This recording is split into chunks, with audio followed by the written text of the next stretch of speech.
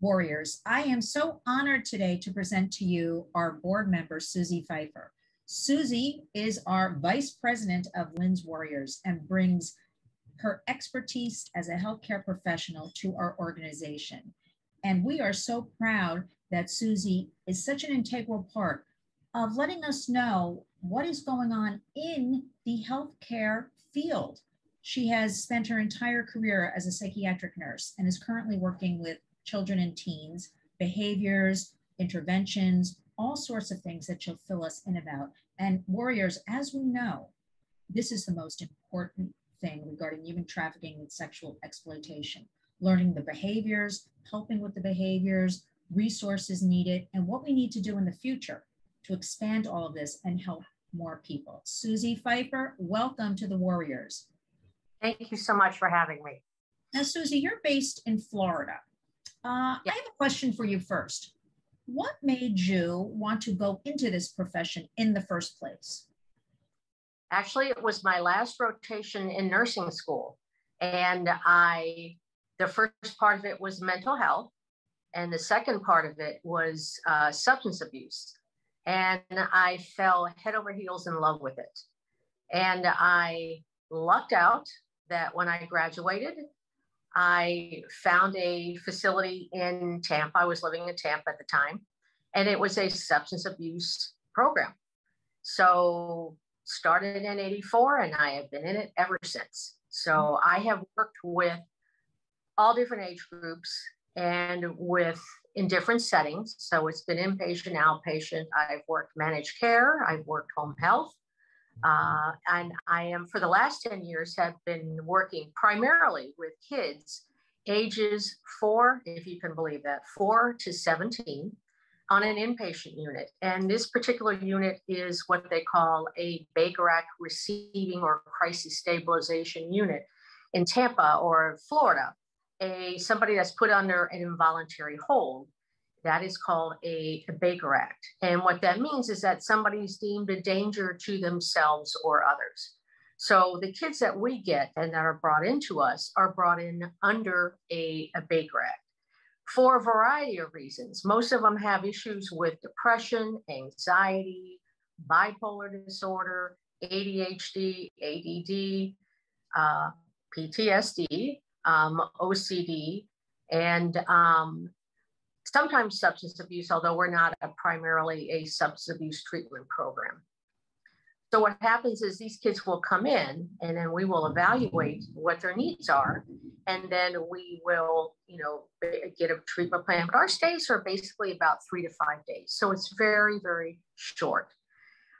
What I have found in these 10 years that I have worked with these kids is that these kids, all of these kids are at such high risk for becoming victims of predators and exactly. Yes. Kinds of, they meet the, everything you read about as far as risk factors. These kids, that's them.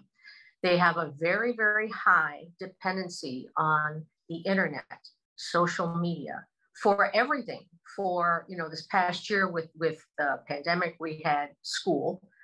That was a disaster, but we had it for school. But they also, for their entertainment, for their information, for dating, for their sense of community and belonging. And, the sad thing is that these kids look at their sense of worth based on how many people respond to them, what kind of responses they get, what kind of sites they're a part of. It's truly an addiction. I call it an addiction that many of the kids are suffering from, this internet addiction. It's not just kids. I mean, it's adults. I mean, think about it. You go into a restaurant and you see a table with, I don't know how many people, and everybody's on their phone. Yes. So parents are equally involved. And the sad thing is that a lot of times parents are just handing kids phones at an early age to get them off their backs. Yes. Parents are not engaged and involved with their kids the way they should. They have no idea where their kids are as far as what sites they're on, what they're sending, who they're sending it to. these kids have no idea that if you send any, body part, that is, nude, and, the kids call them dick pics and all these things like that. They have no clue that that's actually pornography. So they are transmitting. And it's a crime. It's a crime. Absolutely. And they have no idea. But the other thing that really is scary to me is that these kids have such a low self-esteem to start off with, before you even hand them, a tablet, a phone, the internet, anything. And one of the things that I believe that we're really missing in society, just in general, is we don't spend enough time building these kids' self-esteem. We really don't. So it is, they, fall prey. It's so easy for them because they're so vulnerable. Yes. It's the same. It's almost like the script. You have a kid whose parents aren't paying attention to them, or their friends aren't paying attention to them, or they don't feel pretty enough or smart enough or tall or athletic enough, or fill in the gap. They don't feel it. And so they look to the internet, and they'll put stuff out there. And as we know, there are people trolling. That's all they do is troll and look for people, and just remember, Susie, wherever the children are or the teens, the predators are. Any site, any chat room, any gaming, where the kids are, the predators are. Absolutely. And so these kids, they don't feel a part of things. So they will then, put something out there. And then you've got that one person that will pay attention and send an email, say, you seem interesting, you seem smart, you seem whatever. And they start the script. And there you go. We're down the rabbit hole now. Very quickly, yes. It becomes then, tell me about your parents. And, they obviously already know things aren't good with their parents. So then they'll have the dialogue about, I'm so sorry they don't understand you and whatever, but I do. And then the next thing that comes is, I want to see you. I want to, I really want to meet you. And these kids, not only are they sending, inappropriate pictures, but these kids are giving away their addresses. And they really believe that they are talking to a 19-year-old, 20-year-old. Sometimes they do know they're older, and they don't seem to care. They're almost flattered that somebody that old would be paying attention to them, but they are handing over their information without any concern that these people are going to come to their house and may actually be very unsafe and are putting their families at risk as well. At risk. And that's called the grooming process. Absolutely. And then just a little, caveat of, let me, I think so much of you. I want to get you a gift because you make me so happy. So they may send, something small, a little trinket or whatever. And then it turns into clothes and jewelry and shoes and phones and money and, whatever. And again, grooming. And then next thing you know, they're dating, and, then they're having sex, and, what better form of, closeness is, having sex with this person. And then that then turns into passing them off to other people. Yes. And it's just a terribly vicious cycle. And the sad thing is these kids see nothing wrong with it. They don't understand it. That's the problem. And that's the tough part. I mean, that is a whole, you brought up a lot of good points. You brought up all of that, but also the parents. We aim, our goal at Lynn's Warriors, we are going to engage, educate, and empower. And I know with you, Susie Pfeiffer, at the helm in Florida, in the state of Florida, that we are going to get some great work done. It is, especially during COVID, and we do have the studies starting to trickle out, but they're holding those studies down, believe it or not. They don't want people to know a lot of things, is what I'm finding out recently, that children as young as 4 go to preschool or talk at home about self-harm or suicide. And when the teacher or the parent says, what does that mean to you? What is suicide? They don't even know. It's been reported to me. They'll say things like, well, I heard it, or I don't like the pain. 4-year-old children talking about this. We know that here in New York, that 1 in 4 ages 4 to 18 actively talk about self-harm or suicide. So I would imagine, remember, these are all underreported crimes. We don't really have the true stats, but we can, I think, agree that numbers are probably higher on all of these things. Oh my gosh, yes, they are. All across the board. And there's not one state when I do studies, that's better than the other state. Although we hear this state's doing better. Florida actually is enacting. They did pass last year, which I thought was terrific. K through 12, mandatory human trafficking in the classrooms. Now, I'm not understanding. It should be across the board, the entire United States. We have sex ed, we have healthcare.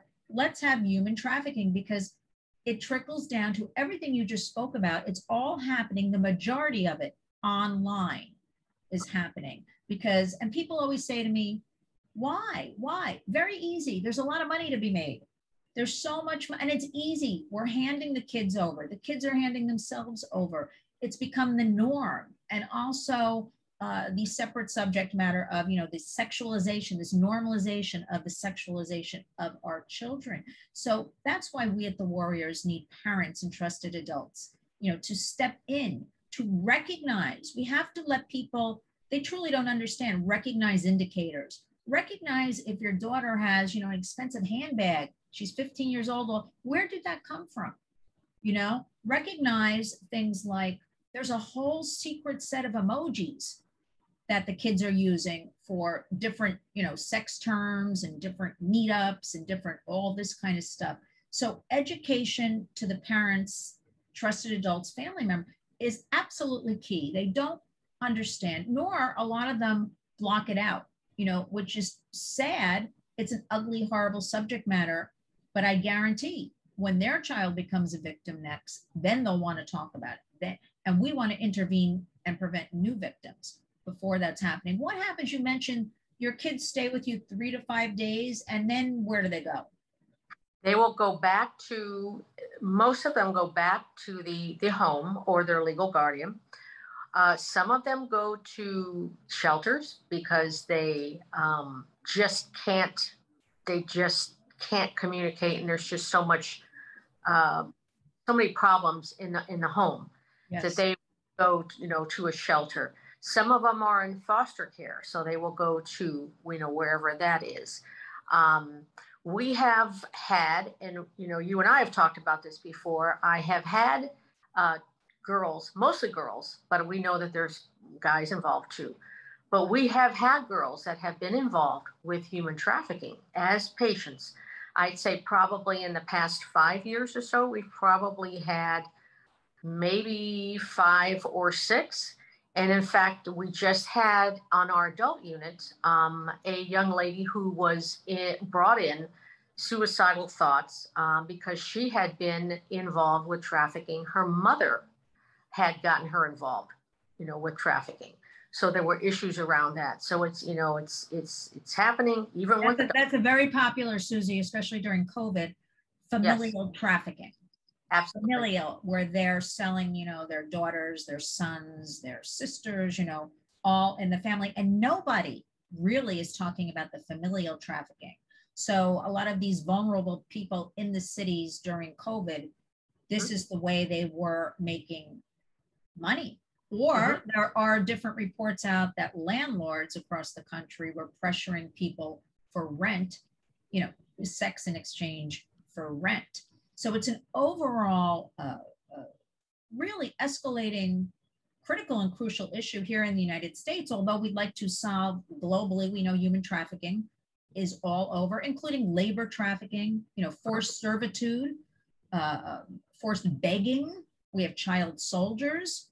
We have to focus on one thing at a time. And for the Warriors, it's here in the United States, education, start in our own backyards with bringing your knowledge to the table, I think it's a very important part to understand the psychological and the medical issues surrounding this. It's not enough. You know, people talk a lot about rescue, save. It's a lifelong process. And you mentioned the post-traumatic stress disorder. A lot of these, you know, kids, it goes through life. I work with a lot of survivors. I know, you know, good days and bad days, ongoing process. So we have to also work on the federal level, state and federal level, with we need more resources, because one of the problems here in New York, and law enforcement tells me this all the time, okay, we don't know where to put a girl or a woman. We don't have enough safe houses. We don't have enough homes, care, social workers to work. So what do we do with them? So there's a big disconnect, you know, with that whole in the middle part. What do you do with somebody? The safe houses are of concern to me because we had talked about this before. I had a young lady who was in a safe house. What happens is that these girls or these victims are picked up by law enforcement, and they can be moved to a safe house, which is in an undisclosed area. And it's usually not by where they were picked up and not where they were living prior to all of the trafficking. So it is a safe house somewhere. You know, I just kind of envision this in the middle of nowhere. But we had a young lady who was in a safe house. And these victims have a very difficult time being in safe houses because they are used to not following rules, or so they think, but not following rules, doing what they want, when they want, getting money and gifts and whatever for their behaviors. And they're not getting any of that in the safe house. So I had one young lady that ran away and went back, and like probably 2-3 days later, ran away again with another girl. So my question is, how safe are these safe houses if these girls, victims, are able to leave rather easily? So, and then the other problem for us is we don't know what their follow-up is because they go to an undisclosed location, and their follow-up in care is provided by this safe house. We don't know how to help them. So I feel like that's so wrong. Like you should be in the loop all along what is going on with somebody. I feel like that's a tremendous like disconnect and also a disservice. And I also was told that kids who are trafficked usually 7 to 8 times return to it because it's the only thing they know. Absolutely. Until there's a dent made where they maybe might turn around. And we also had, there's a wonderful, in Washington, D.C., Courtney's House, and run by Miss Tina. And a wonderful young woman was recently murdered by her pimp. She was going to the safe house they have, and she'd be in and out kind of thing. But whenever she showed up, they accepted her, and she worked as, you know, like a peer educator. So any girls that were there, you know, they could really resonate, you know, she could relate, you know, she's in the life and trying to get out, but she always got dragged back in. But I want to say about a month ago, the pimp figured out, she went out to a CVS or something like that, figured out where she was, the safe house, and murdered her right on the street. Gosh. Beautiful woman named Jayla. So we want justice for Jayla. So I will say the state of Florida has the only safe house in the country for boys. That's wonderful. Think about that. The only place in the country for boys. There's something wrong with that. There's something wrong with we are not putting enough resources into this escalating crime that big tech, you know, is aiding and abetting. Right? So that's another issue. We're working on policy at Lynn's Warriors. Susie Pfeiffer, we are just so honored to have you on the board and be fighting in Florida and for the rest of the country and sharing all of your expertise with us. Any final words? I just want to say, well, a couple things. I'm so honored to be a part of Lynn's Warriors. It's something, because I see it and work with it every day, it's just near and dear to my heart. But the other thing is that each and every one of us can do something to help. It does not take money. If we just read and learn and then educate someone else, think of the good that we can do and the impact that we can make.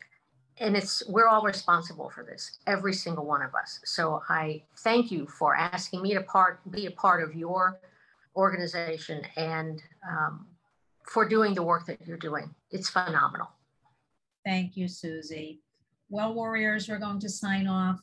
This is Susie Pfeiffer, and we are just so completely happy and honored. And you're going to hear great things from us and Susie. We have a lot of great things in the future planned and events coming up, New York, Florida. Eventually, we're going to sweep across the entire country, and you will all become warriors with us. Thank you.